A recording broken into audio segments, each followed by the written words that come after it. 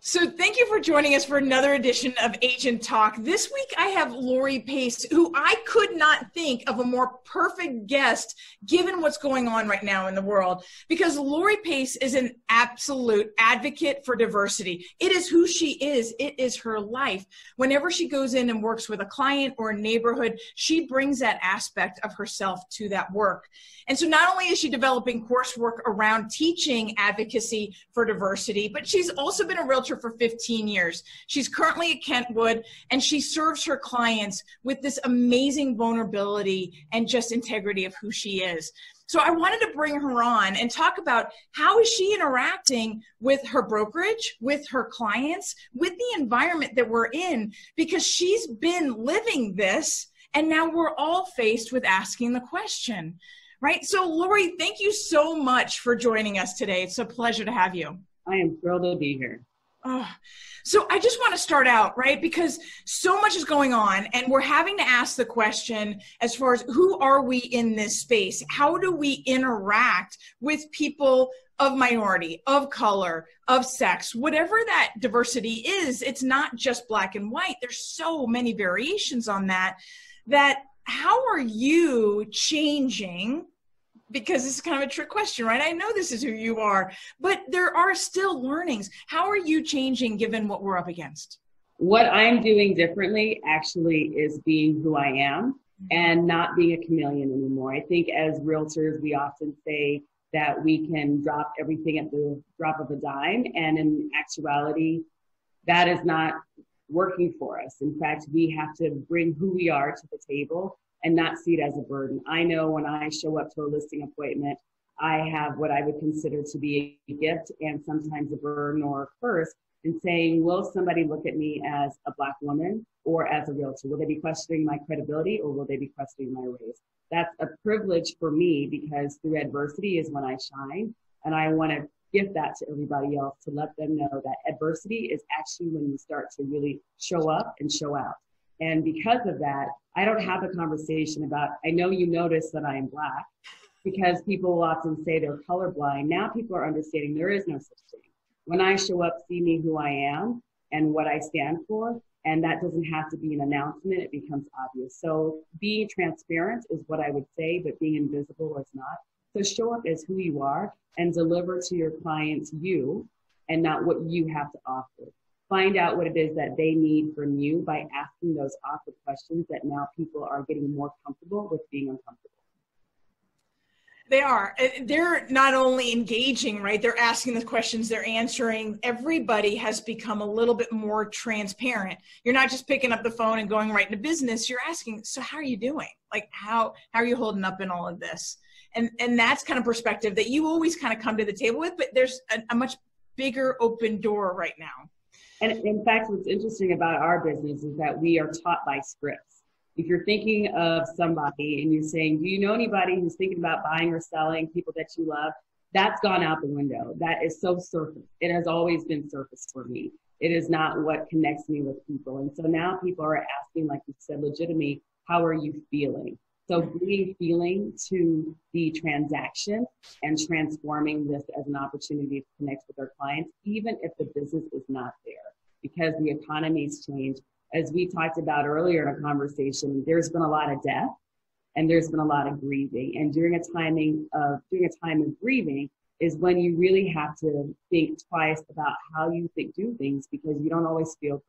And it's okay not to feel great, because I have not felt great during this time, with the exception of knowing that people are experiencing the same thing I am. And now our industry has been forced to look at each other as all, because we're all experiencing loss of some sort.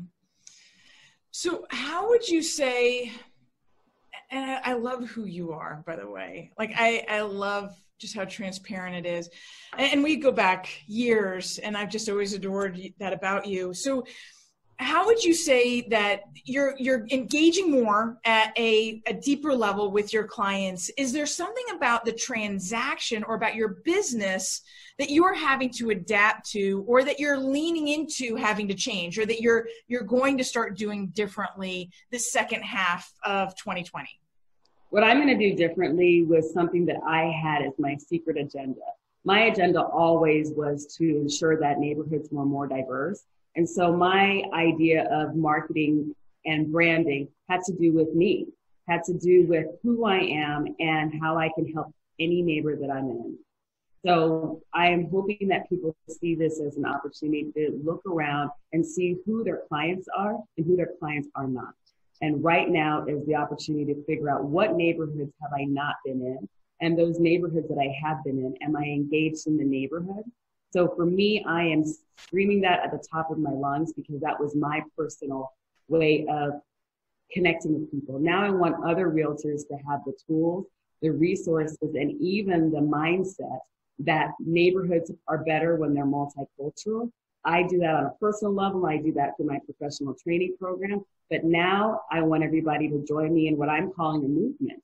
And I'll say this quickly, an example of you and me. When we started doing business together, you never said to me, what is different about you became obvious. And when I told you that I had a personal mission to diversify the real estate industry in the form of any way that I can, and the opportunity came to do a TED Talk, you didn't ask me about the transaction that we were in. That was really difficult.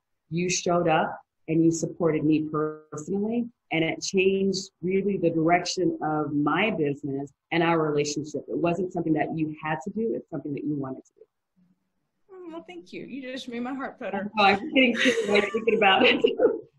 Right. I mean, you were there, literally, people are saying, how can I help? Yeah. That was the greatest help to me, and now I'm getting emotional. You were front row and center and literally cheering me on, not my business.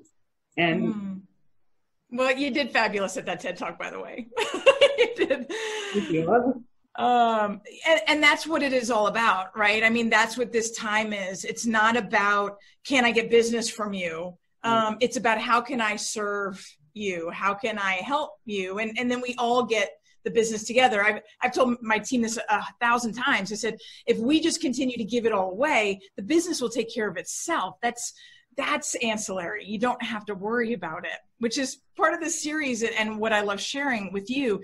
So let's kind of start to land this plane and go, if you had parting words for the real estate agents that are going to listen to this, what would you tell them that they need to be paying attention to, and maybe they need to be looking for change in their own business or in their own lives right now?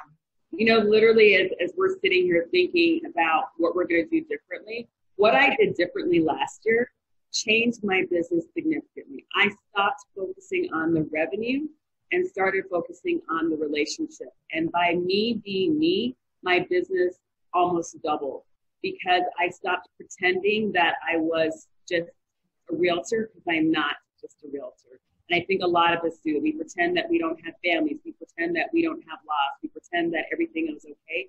I stopped pretending and showing up and being real about it. When I started going after my passion, the revenue showed up. I don't think there was once that I had to advertise a listing or what I did. I was doing what I normally do in my life, and things started to change because I was doing more than business. I was doing life, and I was doing what was important to me. And somehow the power of attraction worked out, whereas I was more excited about my mission in life and my relationships. People that I didn't know and people that I knew before, I became to be closer to them, and things started coming out. I had my best year last year, and I worked less hours and focused less on just the business and focused on the entirety of my life, and my business shot up. Just show up, right? I mean, just show up with all of your... And be unapologetic about who you are and why you're in this business. We're not in this business for the commission. We're in this business now, as we know, because we are intuitively compassionate people, and now the rest of the world is forced to be compassionate. They're not going to be asking us about our commission, and if they are, those are not your clients. They're not your people.